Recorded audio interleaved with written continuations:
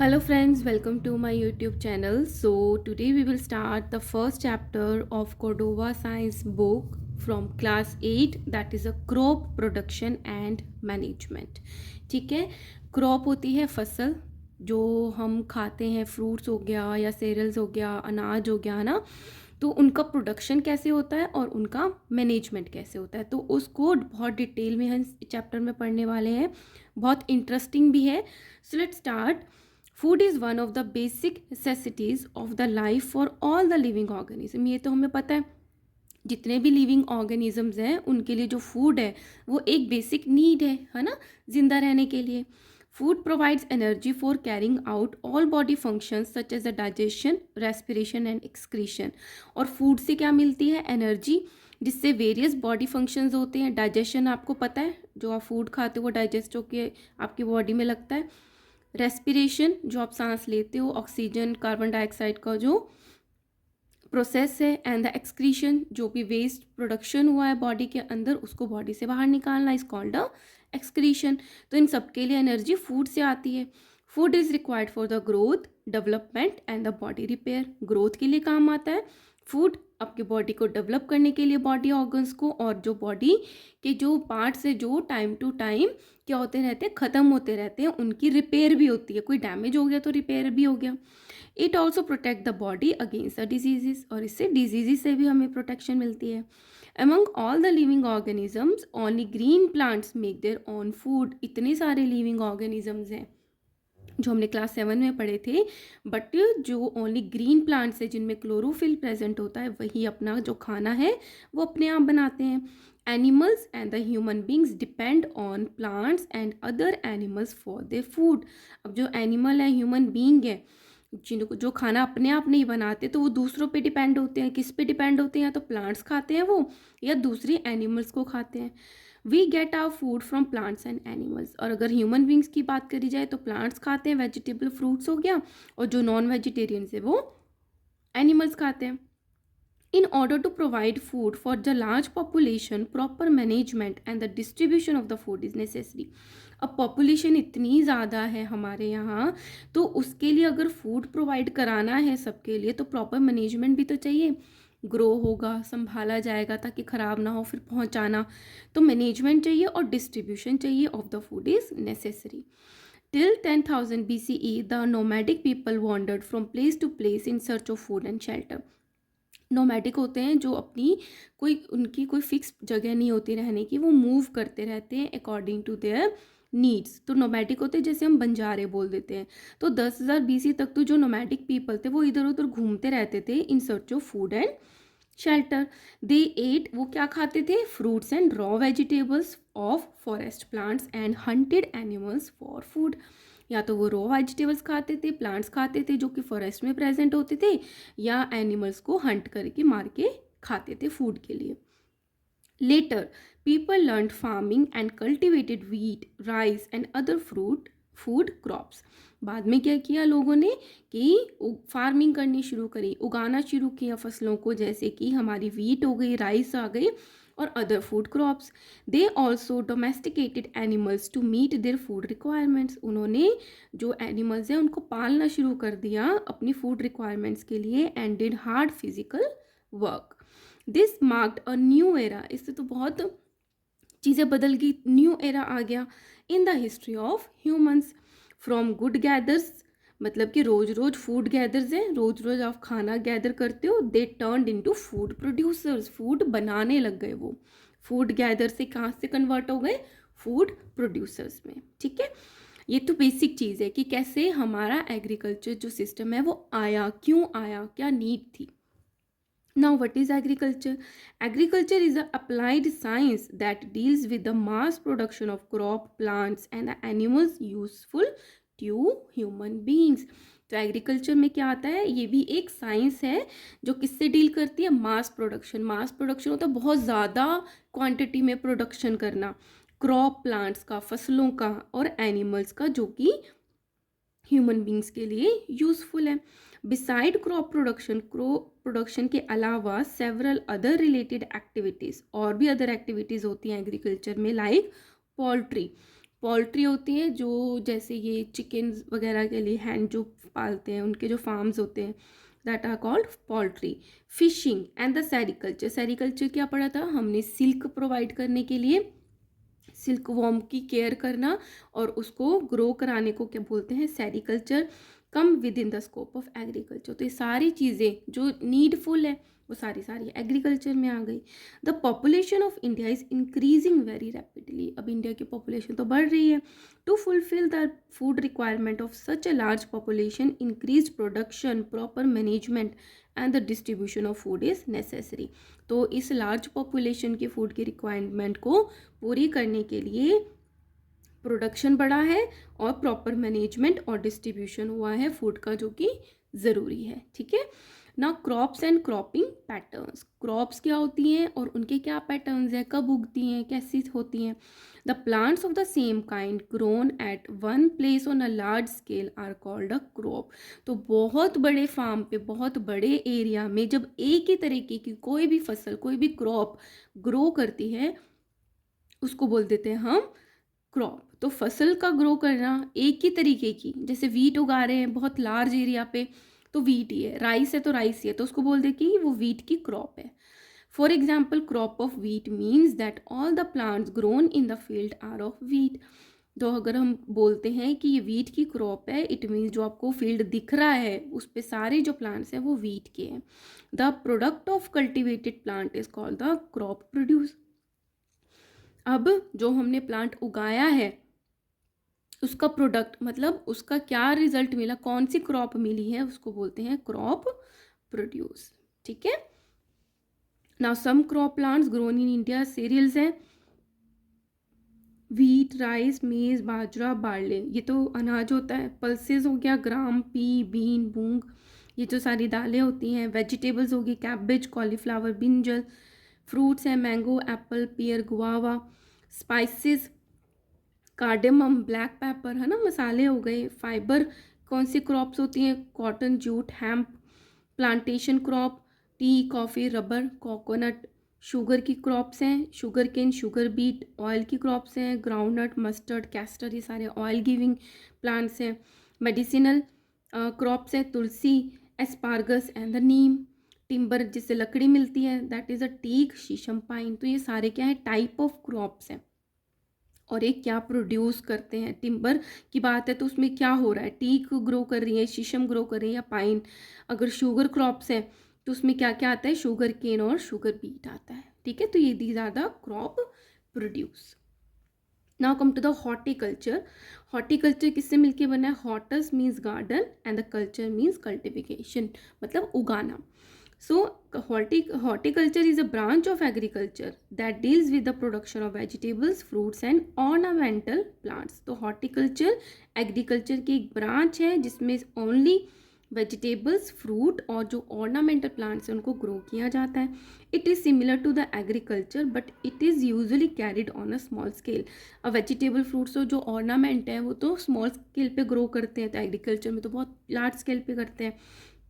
Some important horticulture crops of India. India में कौन सी मेन हॉर्टिकल्चर क्रॉप्स है? Potato, tomato, cabbage, apple, guava, pear, rose, jasmine, croton. These are the ornamental plant, these are the fruits and these are the vegetables. So this is called as a horticulture. Now India is a very vast country. बहुत बड़ी country हमारी India. A rich variety of the crops is grown in the different parts of the country because the climatic conditions like the temperature, humidity and rainfall vary from one region to another. अब एक question बनता है कि इतनी variety क्यों है India में crops की? क्योंकि हमारा जो कंट्री है उसमें जो क्लाइमेटिक कंडीशंस हैं, टेम्परेचर, ह्यूमिडिटी और रेनफॉल, वो एक जगह से दूसरी जगह में वेरी करती हैं, डिफरेंट है. सो डिस्पाइट दिस डाइवर्सिटी, अब इतनी डाइवर्सिटी है, the two broad cropping pattern can be identified. फिर भी हमने टू क्रॉपिंग पैटर्न्स हमें दिखाई देते हैं. ये आपको इसको पढ़ के समझ में आ जाएगा. और वो क्रॉपिंग पैटर्न कौन से हैं? टू हैं, kharif and the rabi crops. Kharif crops and the rabi crops. Kharif crops किसको कहते हैं? The crops that are sown in the rainy season are called kharif crops. जब बारिश का मौसम होता है, रेनी सीजन होता है, तब जब हम जिस क्रॉप्स को ग्रो सोन मतलब उगाते हैं इज कॉल्ड अ खरीफ। तो खरीफ कौन सी होते हैं? जो रेनी सीजन में हम सोन करते हैं। Kharif crops are sown at the beginning of the monsoon season. जैसे ही मानसून सीजन स्टार्ट होता है जून जुलाई, तब हम इनको सो कर देते हैं। And harvested at the end of monsoon season. Harvesting होता है कटाई, है ना, जब पक गई है आपकी फसल तो उसको काटना, that is called a harvested. और जब मानसून एंड होता है तब उसको हार्वेस्ट कर लेते हैं सितंबर अक्टूबर में। तो जून जुलाई से स्टार्ट करके सितंबर अक्टूबर तक ये क्या होता है? खरीफ क्रॉप्स को ग्रो करते हैं। The kharif crops depend on the monsoon rain for growth. अब इसी सीजन में क्यों होता है? क्योंकि जो खरीफ क्रॉप्स होती हैं वो इन पे डिपेंड होती हैं, पानी उनको ज़्यादा चाहिए होता है, ठीक है, इसीलिए वो रेनी सीजन में ग्रो करती हैं। अब ये कौन कौन सी हैं? राइस, मेज, सोयाबीन, ग्राउंड नट, कॉटन। ये एग्जाम्पल्स आपको लर्न करनी है कि खरीफ क्रॉप्स कौन कौन सी होती हैं, एग्जाम्पल्स, ठीक है। अब रबी क्रॉप्स क्या होती हैं? रबी क्रॉप्स कौन सी पैटर्न की होती हैं? The crops that are sown in the winter season are called rabi crops. तो जो विंटर सीजन में सोन होती है, जिनको उगाया जाता है विंटर सीजन में, उसको बोल देते हैं रबी। खरीफ मानसून और रबी हो गई winter season. The rabi crops are sown at the beginning of the winter season. देखो ये सितंबर अक्टूबर था रेनी सीजन। अभी इस ईयर क्या हो गया? अक्टूबर नवंबर में ग्रो करते हैं, सो करते हैं मतलब उगाना, बीज बोते हैं। एंड हार्वेस्टेड इन मार्च अप्रैल, और मार्च अप्रैल में इसकी कटाई कर लेते हैं। The rabi crops do not depend on monsoon. अब ये इसलिए विंटर में ग्रो कर पाते क्योंकि ये मानसून पे डिपेंड ही नहीं करते, इनको ज़्यादा वाटर की ज़रूरत ही नहीं होती उनके ग्रोथ के लिए। Wheat, gram, pea, mustard and the linseed are rabi crops. इसके एग्जाम्पल्स भी आपको लर्न करने हैं, ठीक है। Now why can rice and the soybean do not be grown in winter season? तो ऑब्वियसली हमने राइस इसमें पढ़ा था, सोयाबीन, क्योंकि ये क्या होते हैं? खरीफ क्रॉप्स होती हैं और इनको ग्रो करने के लिए बहुत ज़्यादा वाटर की ज़रूरत पड़ती है। और हमारी जो इंडिया में क्रॉप्स होती है मोस्टली रेन वेदर पे डिपेंड करती है, रेन वाटर पे डिपेंड करती हैं। तो इसलिए हम इसको विंटर सीजन में ग्रो नहीं करते, इसको रेनी सीजन में ग्रो करते हैं, और ये विंटर सीजन में ग्रो भी नहीं हो पाती हैं। Correct. Now hydroponics is a technique of growing plants in a nutrient solution without soil. एक हाइड्रोपोनिक टेक्निक आई है कि बिना मिट्टी के हम सिर्फ न्यूट्रिशन का सॉल्यूशन डाल के प्लांट्स को ग्रो कर सकते हैं। It is successfully employed for the commercial production. ये क्यों किया गया है? ताकि कमर्शियल बहुत ज़्यादा मास लेवल पे प्रोडक्शन हो ऑफ द हॉर्टिकल्चर प्लांट, जो कि ऑर्नामेंटल है या फिर जो ज़रूरत है वेजिटेबल और फ्रूट्स की, उनकी ग्रोथ के लिए मास प्रोडक्शन पे ये हाइड्रोपोनिक टेक्निक जो है ये डेवलप की गई है, ग्रो की गई है, ठीक है। Now agriculture practices. अब हमने क्रॉप्स बता दी कितने तरीके की होती हैं। अब इन क्रॉप्स को ग्रो करने के लिए क्या क्या किया जाता है, किस किस सीक्वेंस में किया जाता है, उसकी हम बात करेंगे, and that is very important in this chapter. The agriculture practices are the activities in the particular sequence undertaken by the farmers over a period of time to cultivate a good crop. अब agriculture practice ना ऐसे नहीं है कि पहले हमने ये step कर लिया फिर हम ये कर लेंगे फिर हम कोई तीसरा कर लेंगे, ऐसा नहीं है। एक पूरा का पूरा सीक्वेंस है, तो वो सीक्वेंस से ही आगे बढ़ना होता है। और वो कौन यूज़ करते हैं? फार्मर्स यूज़ करते हैं। कब यूज़ करते हैं? To cultivate a good crop. जब उनको अच्छी फसल चाहिए होती है तो कुछ प्रैक्टिसेस करते हैं। तो वो कौन सी प्रैक्टिसेस हैं? सबसे पहले करते हैं वो प्रिपरेशन ऑफ सॉइल। जिस सॉइल में उनको ग्रो करना है उसको प्रिपेयर करेंगे। प्रिपेयर में क्या करते हैं? प्लोइंग करते हैं। प्लोइंग में क्या करते हैं? सॉफ्ट करते हैं उसको। आपने खड्डा ऐसे ऐसे करते देखा होगा ना, खुदाई करते देखा होगा, तो होता है प्लोइंग। और उसमें आता है लेवलिंग। अब जब खुदाई कर दी तो एक बाद में उसकी लेवलिंग कर देते हैं, ठीक है, ताकि पानी कहीं ज़्यादा या कम रुके ना। फिर करते हैं selection and sowing of seeds. अब प्रिपेयर कर लिया था सॉइल, अब क्या करते हैं कि कौन से सीड्स को ग्रो करना है। सीड्स को जो अच्छे होंगे वही ग्रो करेंगे, तभी क्रॉप्स अच्छी बनेंगी। थर्ड आता है replenishment of the nutrients in the soil. हो सकता है जिस सॉइल को हमने प्रिपेयर किया है ऑलरेडी उस पर पहले हमने क्रॉपिंग करी हो, तो क्या हुआ? न्यूट्रिशन की डेफिशिएंसी हो गई, तो हम क्या करते हैं? रिप्लेनिशमेंट करते हैं न्यूट्रिएंट्स की इन the soil by the manuring, manure add करते हैं। Next is irrigation. इरिगेशन मतलब पानी देते हैं। क्रॉप प्रोटेक्शन, अब जो क्रॉप ग्रो कर रही है उसका प्रोटेक्शन करते हैं पेस्ट से, बर्ड से। फिर क्या करते हैं, हार्वेस्टिंग करते हैं, कटाई करते हैं जब वो पक जाती है, और फिर उसको स्टोर करते हैं ताकि हम उसको डिस्ट्रीब्यूट कर पाए, ठीक है। So these are the sequence wise agriculture practices, और ये आपको लर्न करनी है। First is preparation of soil, it is the first step of the growing crops. तो ये क्या है, एक फर्स्ट स्टेप है क्रॉप्स को ग्रो करने के लिए। It involves loosening and turning of soil. तो खुदाई करते एक तो लूज भी हो जाती है और नीचे की मिट्टी ऊपर ऊपर के नीचे चली जाती है ना, टर्निंग हो जाती है सॉइल की। The preparation of soil involves the following 2 steps. कौन से 2 स्टेप्स होते हैं, प्लोइंग एंड लेवलिंग। कौन से होते हैं, प्लोइंग एंड लेवलिंग। तो एग्रीकल्चर इम्प्लीमेंट्स क्या करते हैं, जो प्लोइंग करनी होती है, the various tools needed during the agriculture practices are called agriculture implements. जो भी टूल्स ज़रूरी होते हैं एग्रीकल्चर प्रैक्टिस के लिए, जो यूज़ किए जाते हैं, उनको बोलते हैं agricultural implements. The main tools use in the preparation of soil are plough, hoe and cultivator. तो सॉइल को प्रिपेयर करने के लिए 3 तरीके के टूल्स यूज़ करते हैं, प्लो, हो एंड कल्टीवेटर। प्लो क्या होता है, ये होता है। अब इसका आपको ये डायग्राम बना के लर्न करना है, इस पे क्वेश्चन आता है। It is use for tilling and scraping of the soil. उसको पलटने के लिए, स्क्रैप करने के लिए काम आता है सॉइल को। वीडिंग करने के लिए, जो एक्स्ट्रा कुछ भी उग रहा है जो हमें नहीं ज़रूरत है उसको हटाने के लिए, मैन्योरिंग ऐड करने के लिए, एक्सेट्रा बहुत सारे काम होते हैं जिसमें प्लो यूज़ होता है। It consist of a strong triangular iron strip called the ploughshare. तो ये क्या होता है, ट्रायंगुलर शेप का प्लो शेयर होता है। There is a long rod of wood called the plough shaft. इस पे जो लॉन्ग रोड लगी होती है उसको बोलते हैं plough shaft. The other end is attach to a beam which is put on the neck of bulls. तो यहाँ पे बीम लगी होती हैं जो कि ये देखो, दिस इज़ अ बीम, जो कि जो ऑक्सेस होते हैं या बुल होते हैं उनकी शोल्डर पे रखे जाते हैं, ठीक है। The ploughshare is curved to turn the soil after cutting. तो जो ये यहाँ से देखो कर्व्ड किया गया है, तो ये क्या करता है, मिट्टी को काटता भी है और उसको पलट भी देता है, ठीक है, कर्व भी कर देता है कट करके। So this is about the plough. अब हो क्या होता है, this is use for removing the weeds and for loosening the soil. जो हो होता है वो, दिस इज द हो, ये क्या करता है, जो वीड्स को कट करता है, जो एक्स्ट्रा कुछ भी उगा हुआ जो हमें नहीं चाहिए उसको कट करता है और सॉइल को लूज करता है। It consist of a long rod of would और आयरन। तो इसमें जो रॉड होती है या तो वुड की होगी या आयरन की होगी। A strong broad and the bent plate of iron is fixed at the one end of the long rod which works like a blade. तो ये ब्लेड की तरह एक आयरन का बेंट प्लेट होती है, ब्रॉड होती है, चौड़ी। तो ये तो कटिंग का काम करती है वीट को, ठीक है, ब्लेड की तरीके से। At the other and the beam is attached, और दूसरे एंड पे ये अटैच्ड होता है, ठीक है। The beam is placed on the neck of the bulls. Again इस बीम को क्या है, जो बुल की नेक है उस पर रख दिया जाता है, तो वो आगे चलती हैं तो ये भी खींचता हुआ काटता हुआ पीछे पीछे चलता रहता है। This is a cultivator, a tractor driven cultivator. देखो ट्रैक्टर चला रहा है तो क्या बोलते हैं, a tractor driven cultivator. A tractor driven plough is called the cultivator.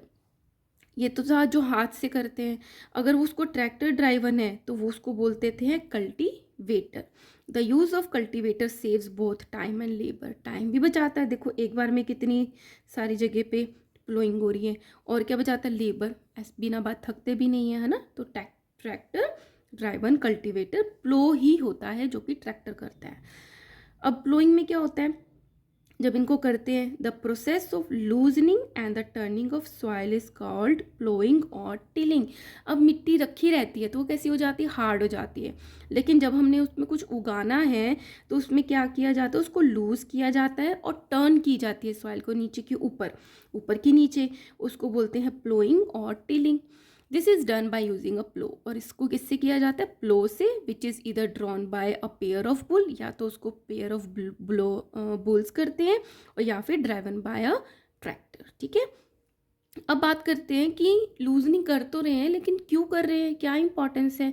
So this is also important. Loosening of the soil is important because of the following reason. Number 1, loose soil particles have more air spaces that help the roots of crop plants to breathe better। समझ में आ गया होगा, अगर आपने 7th class मेरे से पढ़ी है ना, कि रूट्स हमने पढ़ी थी कि रूट्स को भी एयर चाहिए होती है।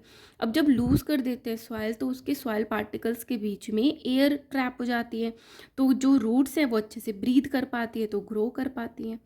Second is loose soil particle hold more water for a longer duration.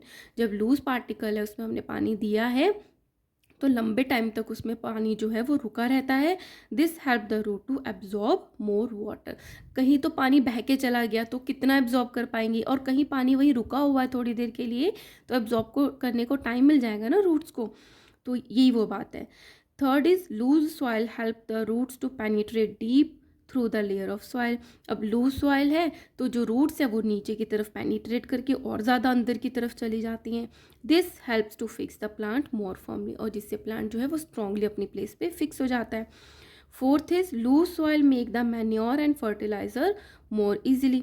अब क्या है, जो लूज सॉइल है उसमें अगर हम मिक्स करते हैं मैन्योर और फर्टिलाइज़र तो वो इजीली मिक्स हो जाते हैं। अगर हम इतनी मोटी मोटी गांठें उसमें कोई मिक्स हो जाएगी, मैन्योर नहीं होगी, सॉफ्ट होगा तभी तो होगी।